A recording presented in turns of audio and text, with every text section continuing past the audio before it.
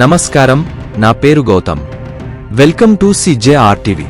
తాజా వార్తల విషయానికి వస్తే, రాజమౌళి దర్శకత్వంలో రామ్ చరణ్, NTR ప్రధాన పాత్రలో నటించిన ట్రిపుల్ ఆ సంచలనం సృష్టించిన సంగతి తెలిసిందే.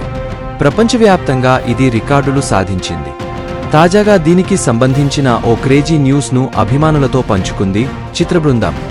జపాన్లో ఈ సినిమా రిలీజై ఏడాదిన్నర అయినా క్రేజ్ ఏమాత్రం తగ్గలేదు.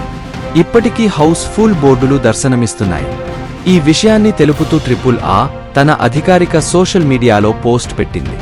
మార్చి 18న ఈ సినిమాను వీక్షించేందుకు రాజమౌళి జపాన్ వెళ్లనున్నారు. ఈ విషయం తెలియడంతో అక్కడి ప్రేక్షకులు ఆయనతో కలిసి చిత్రాన్ని చూసేందుకు ఆసక్తిగా ఉన్నారు. దీంతో వేలాది మంది టికెట్స్ కొనుగోలు చేసేందుకు యత్నించారు.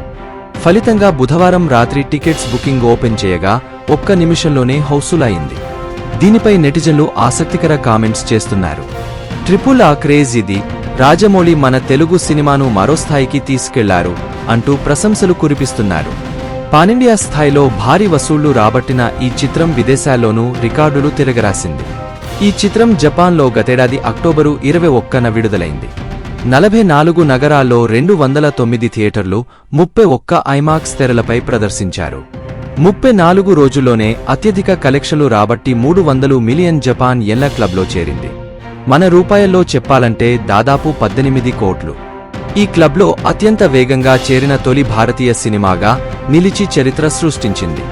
ఈ చిత్రంలోని నాటు నాటు బెస్ట్ ఒరిజినల్ సాంగ్ కేటగిరీలో ఉత్తమ పాటగా ఆస్కార్ అవార్డును సొంతం చేసుకుని ఎంతో మంది తెలుగు సినీ ప్రియుల కలను నెరవేర్చింది. మరియొక తాజా వార్తలతో మీ ముందుకు మళ్లీ వస్తాను. అంతవరకు సెలవు.